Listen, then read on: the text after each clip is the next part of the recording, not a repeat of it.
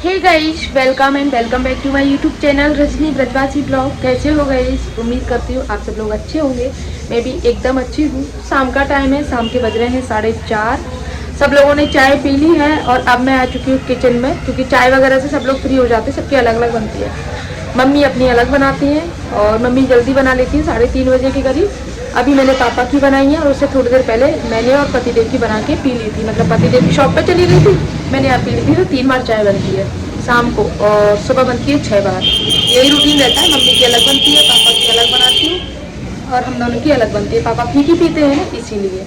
Mummy जल्दी पीती है, एक तो सुबह 4 बजे पी लेती है और एक सुबह और भी जल्दी पी लेती है।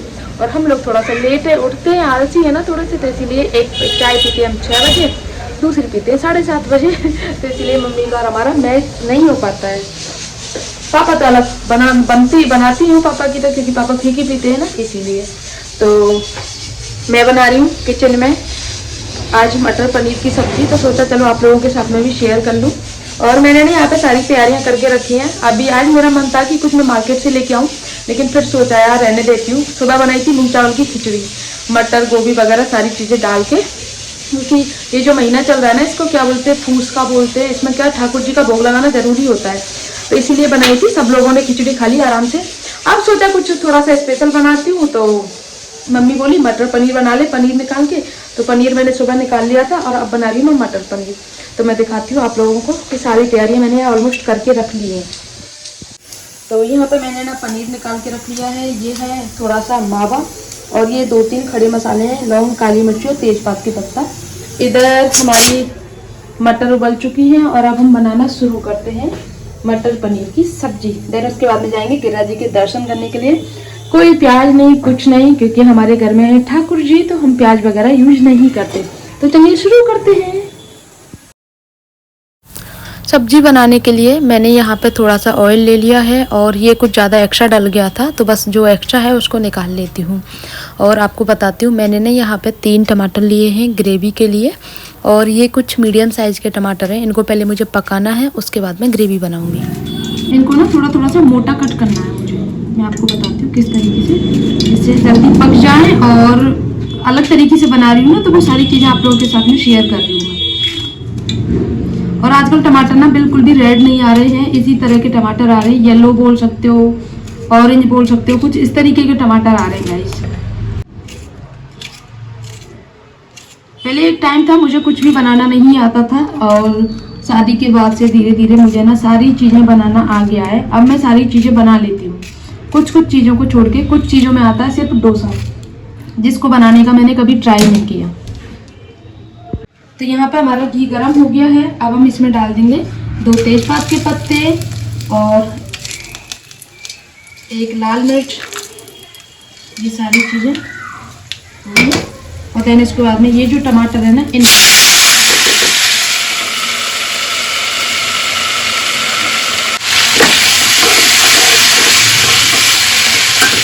अब इसको ना 5 से 7 मिनट तक ऐसे पकाना है। टमाटर, ये जो टमाटर का जो छिलका है ना, ये जो सॉफ्ट पड़ जाएगा, तो इस तरह से पका हुआ माना जाएगा।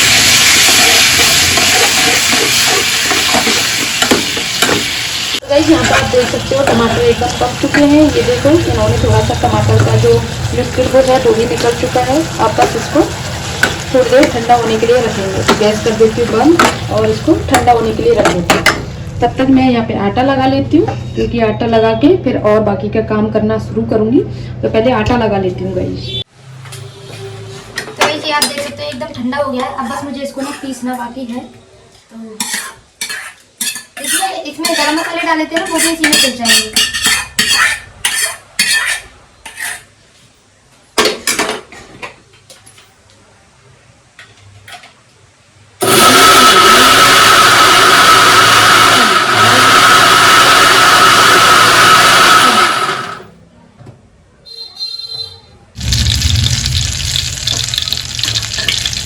ऑयल गर्म हो गया है, तो बस ये डालना है। और उसके बाद में ये जो ग्रेवी है ना, उसको डाल देते हैं। ग्रेवी आप देख सकते हो ना, ये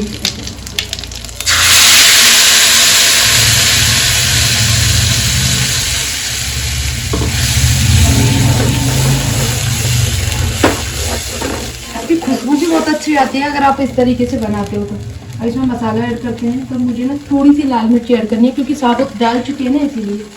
थोड़ा सा हल्दी पाउडर, थोड़ा सा धनिया पाउडर और थोड़ा सा आमचूर पाउडर और साथ में थोड़ा सा नमक।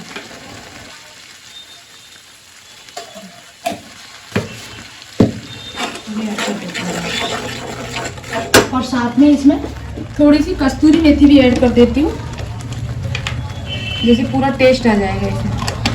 वैसे तो मैं लास्ट में डालती हूँ, लेकिन इस बार अभी ऐड करते हैं। आप अपने अकॉर्डिंग कैसे भी ऐड कर सकते हैं। जब तक मेरी ग्रेवी पक रही है तब तक मैं अपना पनीर का काम कर देती हूँ। अभी मावा भी नहीं डालना है क्योंकि ग्रेवी पक जाएगी ना तब मावा डालूंगी। और ये पनीर है गाइस।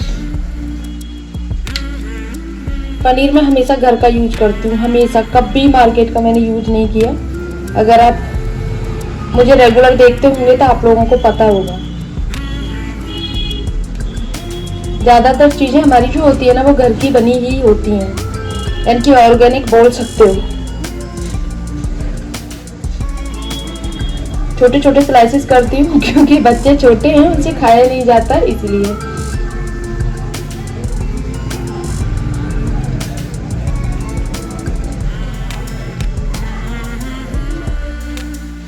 ये मुझे सफिशिएंट लग रहा है, इसको थोड़ा सा बचा के रख देती हूँ फिलहाल, बाद में देखा जाएगा। तो यहाँ पे ना आप लोग ग्रेवी देख सकते हो, ग्रेवी पक चुकी है, ये देखो।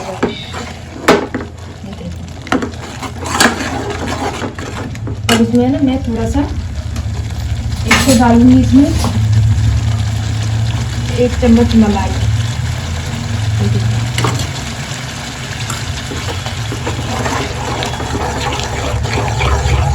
इसको लगातार इसी तरह से फेंटते रहना जिससे मलाई अच्छे से घुल जाए।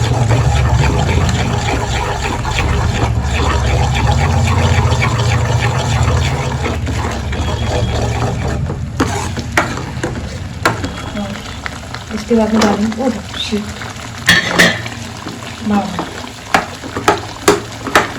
स्लो कर देती हूँ गैस को क्योंकि छींटे पड़ रही हैं तो मुझे ही जला देंगी ये छींटे।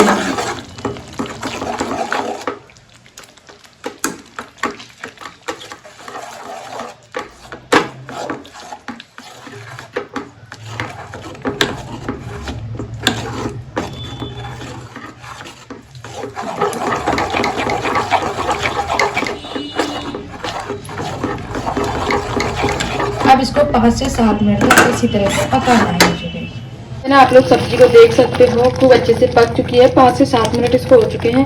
अब मुझे इसमें ना थोड़ा थोड़ा करके ना पानी ऐड करना है गाइस, एक साथ में ऐड नहीं करना। एक साथ में क्या होता है बिल्कुल एकदम पतली हो जाएगी, इसीलिए थोड़ा थोड़ा पानी ऐड करना है। तो मैंने ना पानी को हल्का सा गर्म कर लिया है और दिखाती हूँ आप लोगों को तरीके से ऐसे चलाते हुए। ग्रेवी एकदम रिच बनती है। अब बस इससे ज़्यादा पानी ऐड नहीं करना है। इसको पहले पकने देते हैं, उसके बाद में देखते हैं गाइस। तो तब तक ना मैं इसमें मटर भी ऐड कर देती हूँ साथ में। ये मैंने मटर उबाल ली है।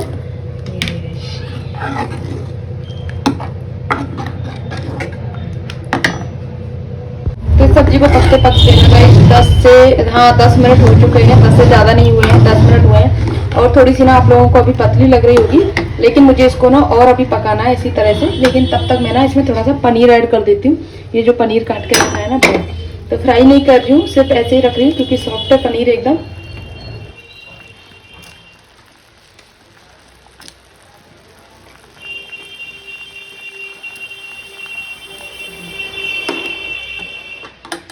अभी तो पतली है लेकिन और पकाना है मुझे गाइस इसको भी।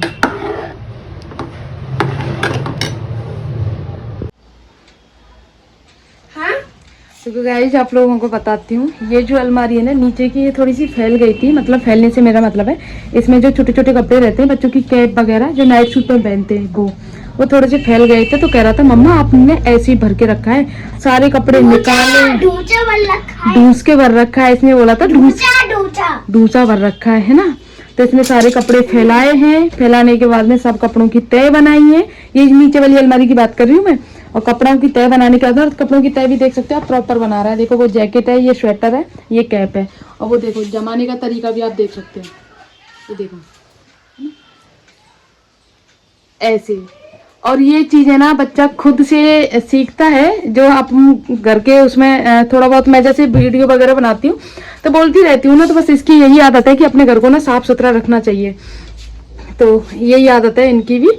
तो अभी तो मैं हो जाती तैयार क्योंकि 5:15 बज चुके हैं, मुझे जाना है गिरिराज जी के दर्शन करने के लिए। तो साड़ी मैंने पहन ली है और अब थोड़ा सा बस तैयार होना है, और तैयार होने के बाद में फिर निकलते हैं। और ये जो मौसम है ना गाइज, ये जिसको गर्मी भी नहीं बोल सकते और सर्दी भी नहीं बोल सकते, और ऐसा लग रहा है कल रात से तो जैसे एकदम से गर्मी आ जाती है ना, वो वाला सीन है।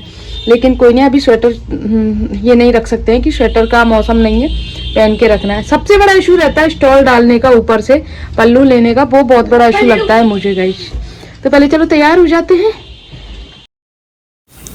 आज मैं ना आप लोगों को एक चीज़ बताती हूँ, एक बात बताती हूँ। हम गोवर्धन में रहते हैं और हमारा घर भी ऐसी जगह पे है जहाँ से हमें कहीं भी दूर जाने की ज़रूरत नहीं होती है। पास में ही दान घाटी है, गिरिराज जी परिक्रमा भी साथ में यहीं से चलती है कि अगर हमें परिक्रमा लगानी है तो घर के सामने से स्टार्ट कर सकते हैं, क्योंकि हमारा घर ऑन रोड परिक्रमा में है।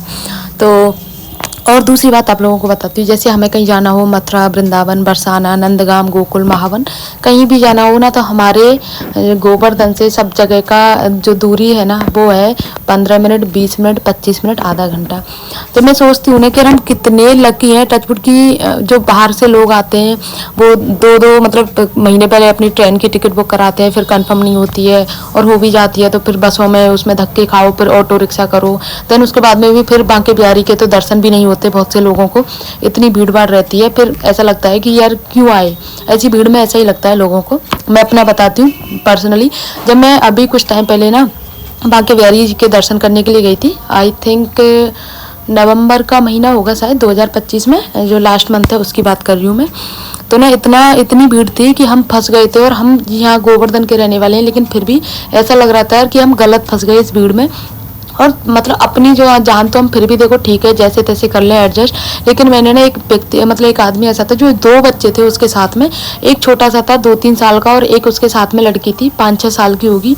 अब वो बताओ, अब इतनी भीड़ थी कि अब मतलब वो खुद को बचाए, बच्चों को बचाए, आगे निकले, क्या करे, क्योंकि वहाँ पे ना आप हाथ भी नहीं हिला सकते हो, कि आप उंगलियां हिल सकती हैं, आपके हाथ नहीं हिला सकते हो, इतनी ज़्यादा भीड़ रहती है। बांके बिहारी की जब लाइन लगती है, लाइन नहीं सॉरी, भीड़ का जो क्या बोलते हैं उसका पूरा रेला चलता है उस टाइम पे।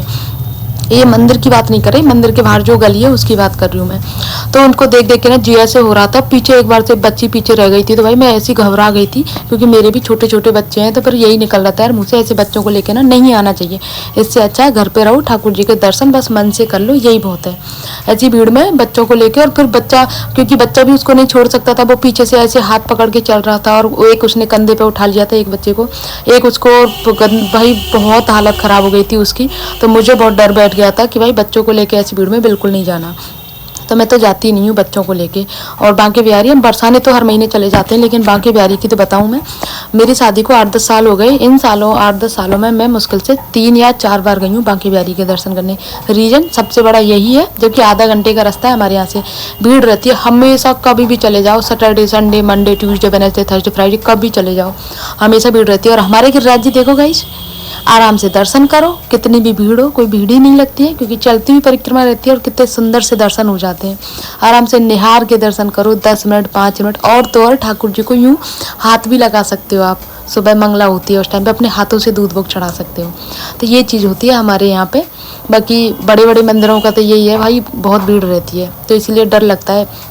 बाकी अगर जो उनकी श्रद्धा होती है वो लोग तो जाते ही जाते हैं गाइस, तो ये चीज़ है। तो मैं डेली ही गिरिराज जी के दर्शन करने जाती हूँ, और अच्छे से दर्शन भी होते हैं। आप लोगों को तो सब्जी दिखाती हूँ, सब्जी बन चुकी है, और ये देखो, पहले बहुत पतली लग रही थी ना आप लोगों को, तो मुझे भी लग रही थी, आप लोग तो खैर देख ही सकते हो, बाकी मुझे लग रही थी पतली, तो इसको मैंने थोड़ा और पकाया, देन उसके बाद में अब ये फाइनली बन के रेडी हो गई है। इसमें गरम मसाला वगैरह मैंने सारी चीज़ें ऐड कर दी है, और अब मैं ठाकुर जी का भोग लगाऊंगी। उसके बाद में जब बच्चों को खाना सोरा ट्यूशन से आ जाएगी, उसके बाद में फिर बच्चों को पढ़ाऊंगी, क्योंकि पढ़ाना भी बहुत ज़रूरी है। वैसे तो उन्होंने वर्क कर लिया है, लेकिन थोड़ा बहुत वर्क बाकी रह गया है, वो मुझे कराना बाकी है।